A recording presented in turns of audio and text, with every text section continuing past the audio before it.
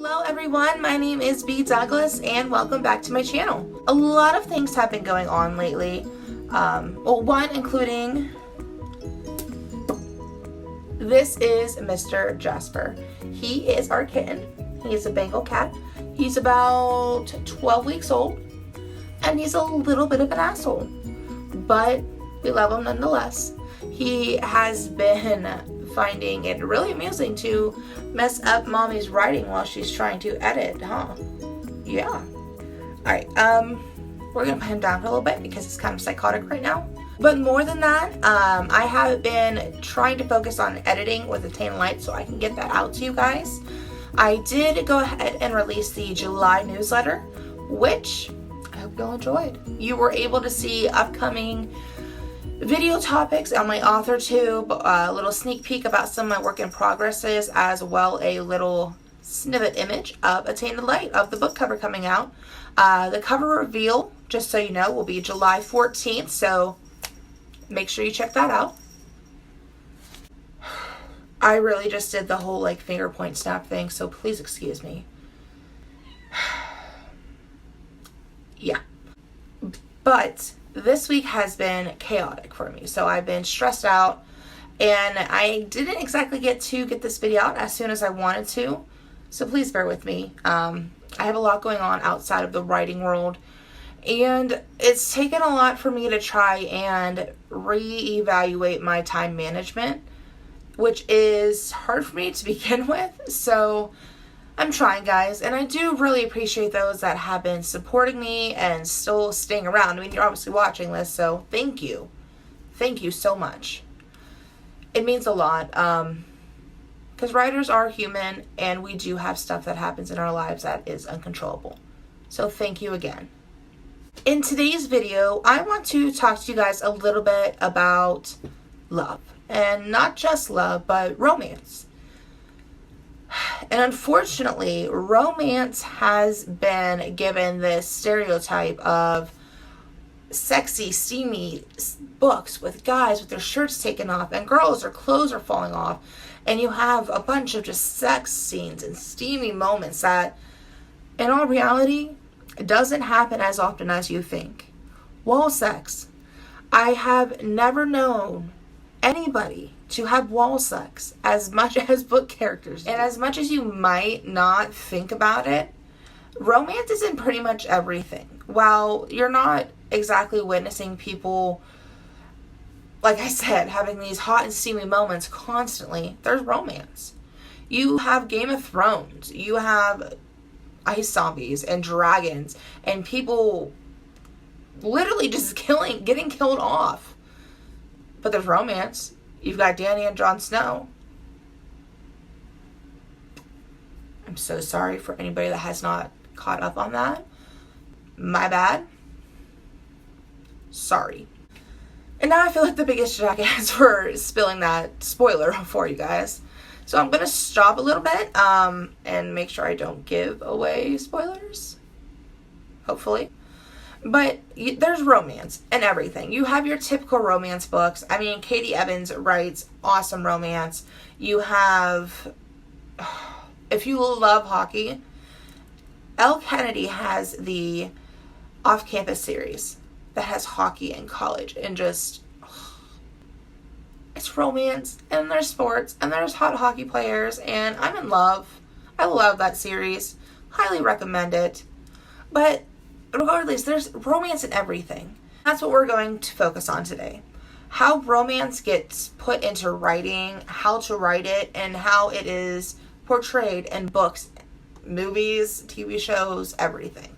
Even though young adult is geared towards the younger generation, there is romance in that.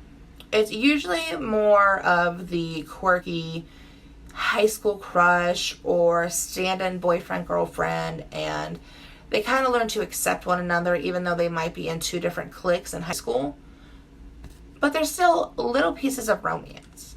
One of my current work in progresses is actually a contemporary young adult book.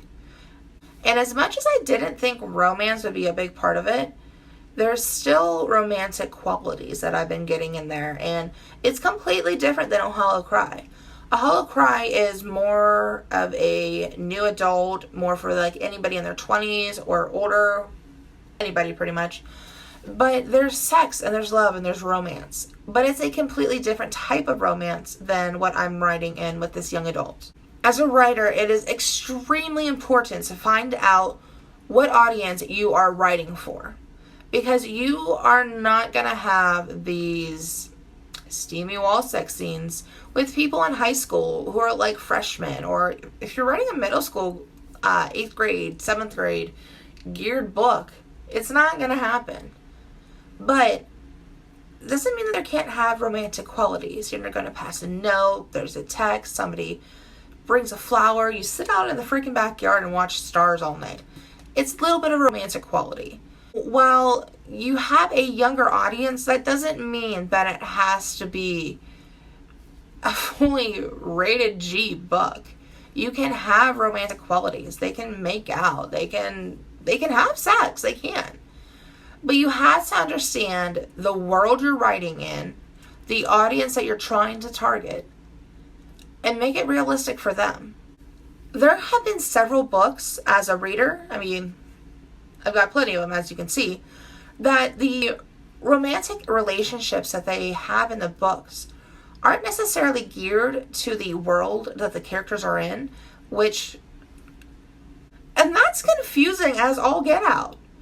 Like, where are your parents, dude? But you want your characters to be happy, and you want them to find love. And like I said, it doesn't have to be a G-rated book. They don't have to hold hands all the time. We're just gonna have a kiss on the cheek, but why are you having like a hardcore sex scene on the couch with the parents right upstairs and your character is 16 years old? Either that or I'm just an old prude. You want to figure out who you're writing for and write for them. If you are writing a book geared toward young adult, why are they going to be worried about the different sex positions so that their partner doesn't get bored? They have homework and sports and other things. Yeah, teenage pregnancy happens a lot more often than you would think. But usually it's because of a whoops. It's not because you've been married for 10 years and you have been trying so hard to get pregnant because you want to move on in your relationship and take it to the next level. Your next level is winning your next high school football game. But in the same sense, why are you writing about a woman or a man in their late 20s that is probably the biggest prude you've ever met in your entire life? And I'm not saying that being a virgin is a bad thing. But when you read a book and all you get is the character, I can't do that. Oh no, I'm going to wait. I'm going to get right into this hot sex scene and blah, blah, blah, blah, and yada, yada, yada. But no, we're okay. And I'm not saying that every writer needs to do these full graphic sex scenes. You can do the fade out, and that's perfectly fine. But it's all about writing toward the audience as well as writing in the world that you want your characters to live in. Readers want to connect with the characters. So if you have a 27-year-old woman who has been in a committed relationship, who has been in a relationship with a man, just the two of them, no one else, no cheating, for 6 months, and they have sex, and their best friend slut shames them, I'm sorry, but that's really unrealistic. It is. It really is. I'm sorry. But people are different, so maybe somebody is waiting till marriage. It's all about writing for the world that your characters live in. Okay. End rant. Had to get that off my chest. I am so sorry. I was having a conversation with somebody the other day about A Hollow Cry. I've been asked several times, can my niece read this? If you are okay with your young niece, nephew, son, daughter reading A Hollow Cry, I am more than okay. I'm ecstatic. That's great. With how the characters are in the book, I always let them know to approach it with caution with the younger crowd. Reason being, there's sex, there's swearing, there's drug use, there's drinking. I wrote this book, though, with the idea that it is going to be geared toward the young adult audience. And it seems to be working out, and it's something that I did enjoy writing, but I always give those red flags. But when they were asking me about why I wrote what I wrote and why I was pretty much writing sex scenes, I got a little offended, to be completely honest with you. I am by no means some sex therapist or sex expert, but I like to think that, especially with how much I've read in my lifetime, I wrote scenes that were tasteful for what I was writing toward, for how my characters are and the world that they're in. I feel as if the scenes I wrote worked. They have a little bit of, graphic moments, a little bit of detail here and there, but she's a 23-year-old nurse. She's gonna have sex. He's a reaper. A really hot reaper, too. And they had sex. Kane and Nora had sex. Well, that's another spoiler for you all. But apparently, we all now know that I can't help with spoiling spoilers. Whoops. But regardless, getting back to what I was trying to talk about, you have to write what works for you as a writer, keeping in mind the audience that you're targeting, also how you want your characters react and their relationship together. You don't want to have this shy couple who they just fell in love and they just had sex for the first time. Okay. And that's completely okay. They waited till they met. They were both virgins. That's great. But why is it that the second time they're having sex, they're bringing out handcuffs and dildos and vibrators and BDSM moments? That is unrealistic. Which, apparently today is also going to be a ranting day, but that's kind of what I was getting to. You need to write realistically to your book, to your story, to your characters, and the world they live in. If not, your reader's not going to fully connect with it. Because, again, you're just telling us that they were virgins last week, but this week they are going to some secret underground sex lair or whatnot, whatever. If you have read Beautiful Stranger by Christina Lauren, you know exactly what I'm talking about with Max and Sarah. But they pulled it off quite well. And while she might not have been into this whole world that he's in, he was. But he shared it with her, and he found things that she liked and built on it.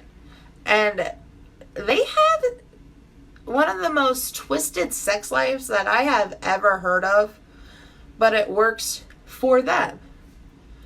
But in the same series with Christina Lauren, if you read Beautiful Player, Will and Hannah would not fit in that world at all. That's why it is very important for a writer to fully understand the characters and their relationship. If it's not realistic, then you're going to kind of lose the readers, because romance, again, is not always about the sex.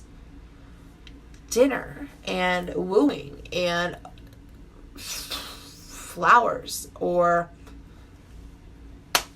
a box of chocolates Where was the sex in that? That's what romance is about.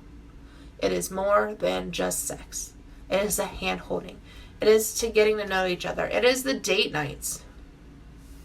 And while if you've read, we're going to go with Christine Lauren all day now apparently, but with Beautiful Bastard, Chloe and Bennett, they're arguing, and the way they interact shows in their sex life, if that kind of makes sense. While Max woos Sarah in a different way, Bennett and Chloe argue, and it's this tension. And while most wouldn't think it's romance, it oddly is. Well, Max and Sarah use pictures. Chloe and Bennett use screaming and panty ripping. And then you've got Will and Hannah who use honey in an experimental way that works for them. And while they are three completely different relationships, three completely different sex lives, each one of them work for the couple. And that is why you have to know your relationship, the audience, the world, and the love you want to create. If I know that sounds really weird, the love you want to create, but if you just want to do a hookup book that turns into like some big, oh, we're going to get married and have 5,000 kids, that's fine. It's fine. It happens. When you have a friends with benefits type of relationship, usually, and not always, but usually it's kind of a secret that none of the other characters know about until the middle or the end, or somebody finds out. So you don't want to do this whole friends with benefits thing where they're just going to hook up all day. I mean, it happens, it does, it's whatever. But you're typically not going to see them going out for dinner the next day and meeting the parents, because that's not the love that they started out with. They started out with being friends with benefits, and then it just grew into more. But that's what I mean, the love you want to create. Everybody's love is different. The way they feel love, express love is different. So you want to be able to make sure that the love that they have, the little moments, the connections, the date nights, the inside jokes, fit for them. If not, like I've been saying, it's not going to work for the reader. So just make sure that the love you are trying to create works for the characters. Because if not, it's not going to work, and it's going to kind of add this discord with the reader connection. And that is the last thing a reader wants. Once you figure out who your characters are and how they're going to interact together with the world, that's going to help you a lot. It's going to create this whole atmosphere. And I know I just started rambling off again about sex, but it doesn't have to be that. You have your two freshman sweethearts who just meet, and so once they are discovered or they have their first kiss or whatever is going to happen with these young kids, as long as you know your characters, know how they're going to interact, you can build their relationship. And while they might not have a love that you would find in Beautiful Bastard or that whole romance and sex and blah, blah, blah, they have their own romantic qualities. And that is perfectly fine. That's how it should be. You want to read a book that is realistic, that you can connect with the characters. When I say realistic, I'm not talking about this whole contemporary thing. When I say realistic, I'm not talking about just contemporary worlds. Fantasy, horror, sci-fi, whatever, action. It has to be realistic in the sense that if it doesn't make sense in the world or it doesn't make sense with the characters, it's not going to make sense to the reader. You're not going to have this elven king who hates humans. walk up to somebody and be like, oh, you're a human, you're hot, let's just have sex. Oh, forget everything that I believe in. No, no, no, no. Oh, we're going to change the world. We're going to get married next week. That's not going to happen. You can have a story where a vampire and a werewolf fall in love, and that's perfectly fine. But when they first meet, they're not going to fall in love. You're not going to have a vampire who is immortal, who decides they're going to give up everything because they talked to a werewolf for 5 minutes. Usually there is a attraction or a connection. A lot of times they try to hide it and go to this huge denial phase. But you're not going to find, like I said, a vampire who drops his entire world because of some werewolf girl. It won't happen. It has to be realistic in the world that you are writing. And if it's not, it's just, you're going to have so many freaking questions from readers. They're going to be confused and they're not going to connect. So think about your characters. Think about your target audience, the world in which the characters interact, and find out the love that they're going to freaking create. Alright, well, I think I've done a lot of ranting today. I hope I didn't spoil a lot for you. Thank you for stopping by again. I do appreciate it.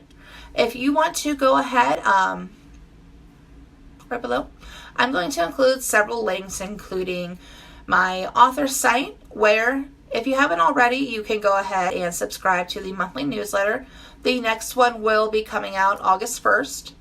I will be giving you a link to where you can follow me on my Instagram.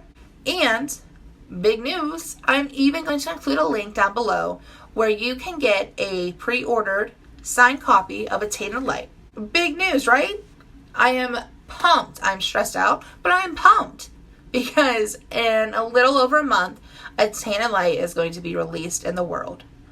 On July 14th, I will be sharing with you the cover reveal of A Tainted Light, which I am nervous yet super excited about.